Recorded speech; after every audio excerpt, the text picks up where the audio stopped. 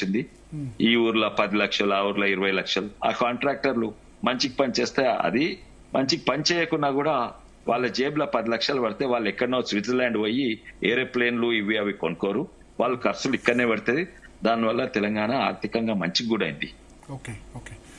దీనివల్ల కూడా కాళేశ్వరంలో ఒక్కటి మంచిగా అయింది తెలంగాణకి ఏంటంటే 1,00,000 కోట్లు పెడితే ఆ 1,00,000 కోట్లు ఎక్కడ పోయినాయి? 1,00,000 కోట్లు పెద్ద పెద్ద కాంట్రాక్టర్లు, చిన్న చిన్న కాంట్రాక్టర్లు వాళ్ళు ఇది ఖర్చు పెడితే తెలంగాణలో లిక్కర్ సేల్స్ ఎక్కువైనాయి, రియల్ ఎస్టేట్ ఎక్కువైనాయి, అన్నిట్లో హై అండ్ కార్స్ ఎక్కువైనాయి. ఇండైరెక్ట్లీ తెలంగాణకు లాభమైంది. వెనకట రాజులు కరువు వస్తే ఒక భవనం కట్టేది, అంటే ఆయనకి ఇంకో భవనం కాదు, కడితే ఆ లేబర్ కి ఇంత కూలి వస్తుంది, ఆ పైసలు వస్తాయి వాళ్ళ జేబులో. అయితే ఇండైరెక్ట్ గా ఎకానమీకి it has some positive effects on economy. But oh the larger thing that destruction was much more then the larger gain.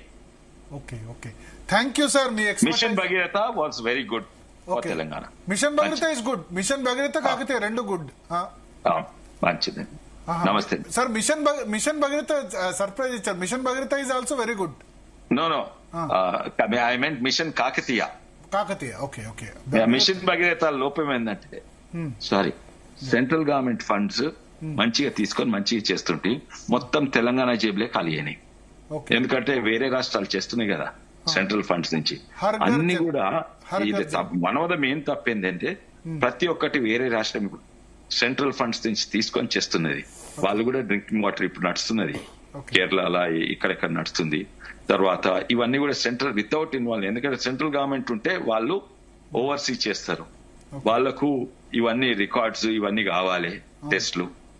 అయితే సెంట్రల్ గవర్నమెంట్ ఇన్వాల్వ్ చేయకుండా కాళేశ్వరం కట్టిండ్రు, వాళ్ళ ఫండ్స్ తీసుకోకుండా సెంట్రల్ గవర్నమెంట్ ఇన్వాల్వ్ చేయకుండా మిషన్ భగీరథ చేసిండ్రు.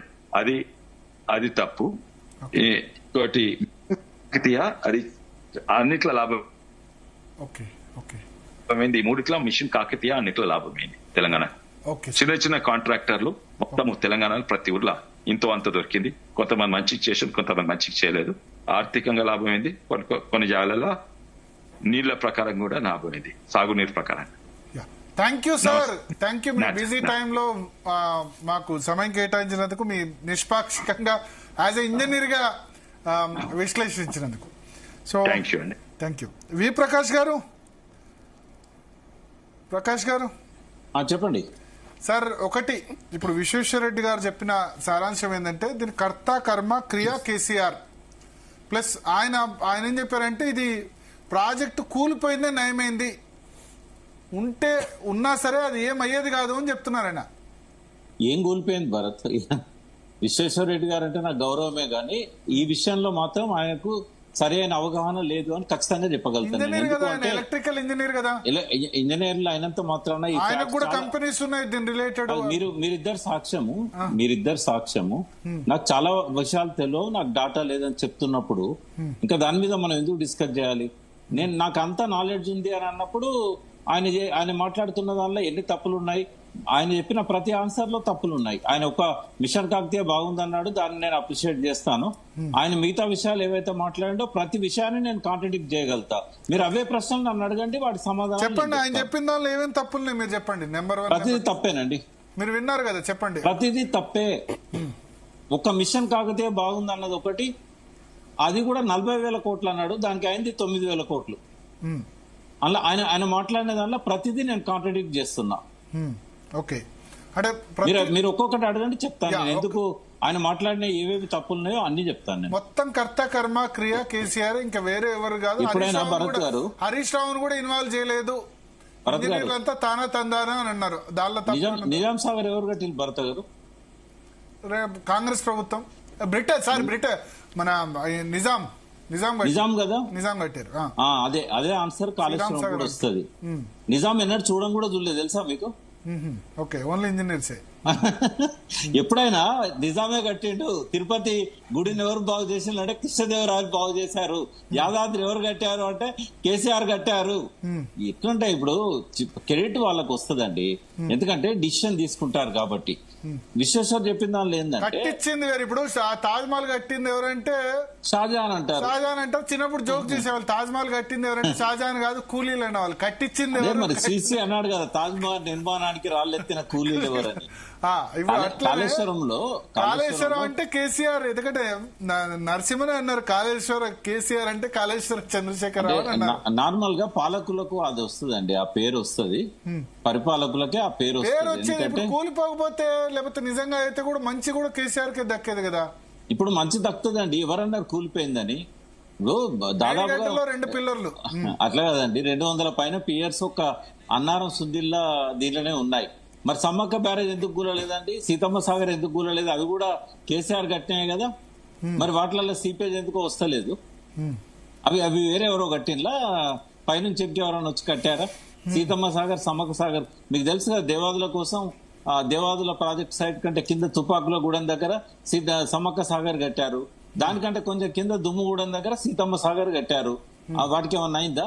అన్నారం సుందిళ్ళకి ఏమన్నా అయినాయా? వాస్తవంగా 200 పైన పియర్స్ ఉంటే అందులో 2 కూలిపోతే విశ్వేశ్వరం కూడా కాళేశ్వరం కూలిపోయిందంటే నేను ఏమనాలండి? ఇంకా ఆయన ఏమంటారంటే కూలిపోవడం మంచిగా అయింది మేడిగడ్డలో పిల్లర్స్, అది లేకపోతే ఇంకెక్కువ నష్టం జరుగుతుండే తెలంగాణకు అంటున్నారు. అంటే ఆయనకు అది విషయమే తెలియనప్పుడు ఏదైనా మాట్లాడగలుగుతాడు. ఆయన దాని మీద అవగాహన లేదనేది 100% నేను ప్రూవ్ చేయగలుగుతాను. మీరు అడగండి, చెప్తాను. ఇప్పుడు ఎట్లా లాభం అయ్యేదంటే ఎట్లా నష్టం జరిగేది? ఒకవేళ కాళేశ్వరం ఉంటే కూలిపోకపోతే ఎట్లా నష్టం జరిగేది? అసలు నీళ్లు నింపడం సాధ్యం కాదంటారు. మల్లన్న సాగర్ ఎందుకు నింపలేదు, కొండపోచమ్మ సాగర్ ఎందుకు నింపలేదు? ఇవన్నీ కేసీఆర్ గారు పదవి కాలం ఉన్నప్పుడు కొద్దిగా నింపుకుంటూ వచ్చారు. అసలు నింపకపోవడం కాదు. నేను ఆ మాట అంటే ఆయన యాక్సెప్ట్ తెలియదు అండి, ఆయనకు డాటా తెలియదు. నేనేమంటున్నా, ఆయనే ఒప్పుకున్నాడు కదా డాటా తెలియదని, ఇన్ఫర్మేషన్ లేదన్నాడు కదా. మీరు నా దగ్గర నింపడం పాసిబుల్ కాదన్నారు. కొండపోచమ్మ సాగర్ కనుక నింపితే ఇట్లా మొత్తం నీళ్లు వచ్చేస్తే పైకి వచ్చేస్తే ఆ ప్లేస్ లో అసలు నిర్మాణమే చేయొద్దన్నారు. ఇంకోటి మేడిగడ్డ దగ్గర కూడా బ్యారేజ్ నిర్మాణం చేసి స్టోరేజ్ ఎందుకు చేస్తారు అన్నారు. స్టోరేజ్ చేయొద్దు తప్పు అంటున్నారు. స్టోరేజ్ అసలు వాటర్ స్టోరేజ్ చేయొద్దు. 2 విషయాలండి ఇక్కడ. ఏంటంటే ఇప్పుడు బ్యారేజీలలో కూడా కొంత మేరకు స్టోరేజ్ ఉంటుంది. కాకపోతే ఏంటంటే అక్కడున్న పరిస్థితులను బట్టి, అక్కడున్న ప్రమాదాలను బట్టి స్టోరేజ్ ఎంత ఉండాలనేది దాన్ని నిర్ణయిస్తారు. ఇప్పుడు మరి ఆయన అన్నదే నిజమైతే 4 సంవత్సరాలు మేడిగడ్డలో స్టోరేజ్ ఉందా లేదా? 4 సంవత్సరాలు స్టోరేజ్. మరి 4 సంవత్సరాలు ఏమన్నా జరిగిందా? ఒక్కసారి కాదు కదా. ఇప్పుడు ప్రకాశం బ్యారేజ్ ఉన్నది, 100 సంవత్సరాలు ఉన్నది, ఏం జరగలే కదా. ఆ బ్యారేజెస్ ఏమో క్యారీ ఓవర్ బ్యారేజెస్. అంటే ఎట్లా అంటే వచ్చిన నీళ్ళని వచ్చినట్టుగా వదిలేస్తా ఉంటాయి. మనకు అట్లాంటి బ్యారేజీల వల్ల ఉపయోగం లేదు కదా. మనకు కావాల్సింది ఏంటంటే కొంత స్టోర్ చేసుకొని లిఫ్ట్ కోసం మనకు కావాల్సిన స్టోరేజ్ ఉన్న బ్యారేజ్ ఏంది నాకు తెలిసి కండలేరా. అక్కడ నెల్లూరులో సోమశిల ఒకటి ఉందా? సోమశిల కాదండి, అవన్నీ రిజర్వాయర్. ఇప్పుడు ఫరక్కా బ్యారేజ్ ఉంది, 30 టీఎంసీలు. అది ఇప్పుడు కాదు కదా కట్టింది, అది 1960-70లో కట్టారు. నెహ్రూ పీరియడ్ లో దాని ప్రణాళికలు వేశారు. మీకు నేను డాటా పంపిస్తాను, ఏ స్టోరేజెస్, ఏ బ్యారేజీలలో ఎన్ని స్టోరేజ్ ఉన్నాయనేది కావాల్సినంత ఇన్ఫర్మేషన్ మన దగ్గర ఉంది. అది పెద్ద కాలేదని చెప్పి మనం ఇప్పుడు చాలా దిక్కులో కూడా బ్యారేజెస్ ఎక్కడైతే మనం రాక్ మీద కట్టిన బ్యారేజెస్ ఉంటాయో అక్కడ కొద్దిగా స్టోరేజ్ ఎక్కువ పెట్టుకుంటారు. రాక్ మీద కట్టని బ్యారేజెస్ ఎక్కడైతే ఉంటాయో అక్కడ మాత్రం ఓన్లీ ఇసుకలో కట్టిన వాటిలలో స్టోరేజ్ తక్కువ పెట్టుకుంటారు. తెలంగాణకి ఏంటంటే మొట్టమొదటి బ్యారేజెస్ అండి ఇవి. తెలంగాణ రాష్ట్రం అంటే ఉమ్మడి ఆంధ్రప్రదేశ్ లో ఒక్కటంటే ఒక్క బ్యారేజ్ కట్టలేదు తెలంగాణలో. గోదావరి మీద కానీ వేరే నది మీద కానీ ఎక్కడ కూడా ఒక బ్యారేజ్ కట్టలేదు. ఎల్లంపల్లి మొదలు పెట్టారు, అది ఆడ రాక్ స్ట్రక్చర్ ఉంది కాబట్టి అది డ్యామ్ కమ్ మనము బ్యారేజ్ గా చూడాల్సిన అవసరం ఉంటుంది. కాబట్టి మనము ఇప్పటికీ మనకు అనుభవం లేనే లేదు, ఇక్కడ బ్యారేజీల అనుభవం లేనే లేదు. మనకు ఉద్దేశం ఏంటి అంటే పైకి లిఫ్ట్ చేయాలంటే హెడ్ రావాలి, కన్నపల్లి పంప్ హౌస్ దగ్గర హెడ్ రావాలి. హెడ్ రావాలన్నప్పుడు కొంత బ్యారేజ్ లో స్టోరేజ్ ఉండాలి. ఆ స్టోరేజ్ మనకి ఇప్పటి వరకు ఏ బ్యారేజ్ లో ఎంత స్టోరేజ్ ఉండాలనే గైడ్ లైన్స్ లేవు. సెంట్రల్ వాటర్ కమిషన్ గానీ తర్వాత బ్రిటిష్ వాళ్ళు కూడా ఎప్పుడు కూడా బ్యారేజెస్ లో ఇంతవరకే స్టోరేజ్ పెట్టాలి, ఒకవేళ రాక్ బేస్ ఉన్న కాడ ఎక్కువ పెట్టాలి, రాక్ బేస్ లేని కాడ ఇంతకంటే ఎక్కువ పెట్టకూడదు అని ఎక్కడ కూడా చెప్పలేదండి. ఇప్పటి వరకు మనకు దాని మీద ఎక్కడ కూడా డాటా దొరకట్లేదు. ఒక్కొక్క బ్యారేజ్ లో ఎంత స్టోరేజ్ ఉండాలి, ఎంత ఉండకూడదు. మనకు సాంప్రదాయం ఏంటంటే 2-3 టీఎంసీలు 4 టీఎంసీలు కొన్ని బ్యారేజీలలో పెట్టారు. అవి ఎందుకు అంటే వాళ్ళకి ఆ స్టోరేజ్ అనేది జస్ట్ కాలువలకు డైవర్షన్ చేయడానికే కావాలి తప్ప వాళ్ళు పైకి లిఫ్ట్ చేసుకోవడానికి కాదు. మన అవసరం వేరు. ఇప్పుడు విశ్వేశ్వరరెడ్డి కంటే ఆల్టర్నేట్ ఇన్కమ్ ఉందండి. వ్యవసాయం మీద ఆధారపడి లేడు ఆయన. అపోలో హాస్పిటల్స్ ఉంటాయి, ఆయనకు రకరకాల బిజినెస్లు ఉంటాయి, సాఫ్ట్వేర్ గా ఆయన చాలా కంపెనీస్ ఉన్నాయి. ఆయనకు వ్యవసాయం మీద అవసరం లేదు. కానీ రైతులు సాఫ్ట్వేర్ ఇంజనీర్లు కాదు, రైతులు ఎంబీఏలు చేయరు. రైతులు బిజినెస్ ఆయన ఏమంటారంటే సూర్యాపేటలో మంటిన ఇప్పుడు కాదు, మొన్న చేవెలలో పండిన మంటకు కాళేశ్వరంకి ఏం సంబంధం, మహబూబ్నగర్ లో పండిన పంట కాళేశ్వరం ఏం సంబంధం, కాళేశ్వరం వల్లే పంట దిగుబడి పెరిగిందన్న కరెక్ట్ కాదు అంటారు. ఎవరైనా చెప్పిండ్లా అట్లా? ఇప్పుడు కాళేశ్వరం వల్ల మహబూబ్నగర్ లో రంగారెడ్డిలో పంటలు పండాయని ఎవరైనా చెప్పారా? కాళేశ్వరం వల్లే పెరిగాయని చెప్తున్నారు కదా, క్యాంపెయిన్ చేశారు కదా. భరత్ గారు, కాళేశ్వరం వల్ల 33% ఆఫ్ తెలంగాణ అంటే 1/3 ఆఫ్ తెలంగాణలో పంటలు పండినాయి. ఇప్పుడు కాళేశ్వరం ద్వారా పంటలు పండినాయా అని అడుగుతున్నారు. హరీష్ రావు గారు చాలా డీటెయిల్ గా కూడా వాళ్ళు ఎక్స్ప్లెయిన్ చేశారు. శ్రీరామ్ సాగర్ నీళ్లు కదా అవి, శ్రీరామ్ సాగర్ నీళ్లు ఎల్లంపల్లి నుంచి వచ్చి. ఒక నిమిషం, నిజాం సాగర్ కి ఎక్కడి నుంచి పోయినాయండి? 1920లో నిజాం సాగర్ కు కొండపోచమ్మ సాగర్ నుంచి మల్లన్న సాగర్ నుంచి పోలేదా?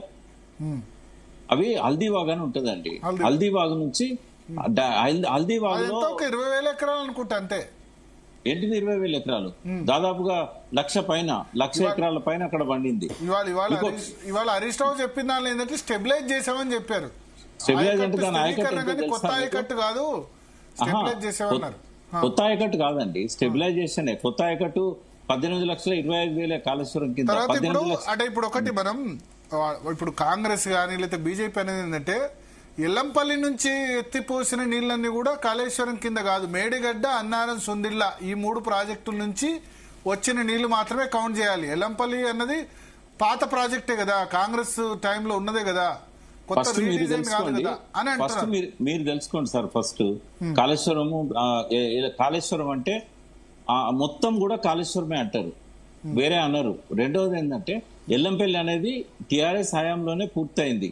ఓన్లీ వాళ్ళు కొంత ఫౌండేషన్ కొంత లేదు ప్రకాష్ గారు, టిఆర్ఎస్ హయాంలో పూర్తయింది కానీ వాళ్ళు 90% కంప్లీట్ చేశారు. కిరణ్ కుమార్ రెడ్డి హయాంలో శంకుస్థాపన వస్తే పొన్నం ప్రభాకర్ అక్కడ ఉన్న వాళ్ళు మీరు శంకుస్థాపన చేయొద్దు ఒప్పుకోమన్నారు.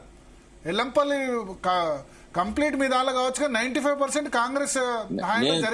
మీరు ఎందుకు చెప్తున్నారు భరత్? తప్పైతుంది, మీరు అనవసరంగా అట్లా పర్సెంటేజ్ లో జోలి పోకండి. గుర్తుందా మీకు? కిరణ్ కుమార్ రెడ్డి ఎల్లంపల్లి ప్రాజెక్ట్ ఇనాగ్రేషన్ కి వస్తే పొన్నం ప్రభాకర్ రావద్దు బెదిరించిన పరిస్థితి అప్పుడు తెలంగాణ ఉద్యమం నడుస్తున్న సమయంలో. కాదండి, దానికి చెప్తాను నేను. వాళ్ళు ఏంటంటే రైతులను కన్విన్స్ చేయలేదు, కంపెన్సేషన్ ఇవ్వలేదు అంతే. కానీ నీళ్లు నింపలేదు, రెండోది గేట్లు పెట్టలేదు. మీరు చాలా తెలుసుకోవాలి. ఎందుకంటే గేట్లు పెడితే కంపెన్సేషన్ ఇవ్వాలి. ఎందుకంటే అది మా ఏరియా ప్రాజెక్టు ప్రకాష్ గారు.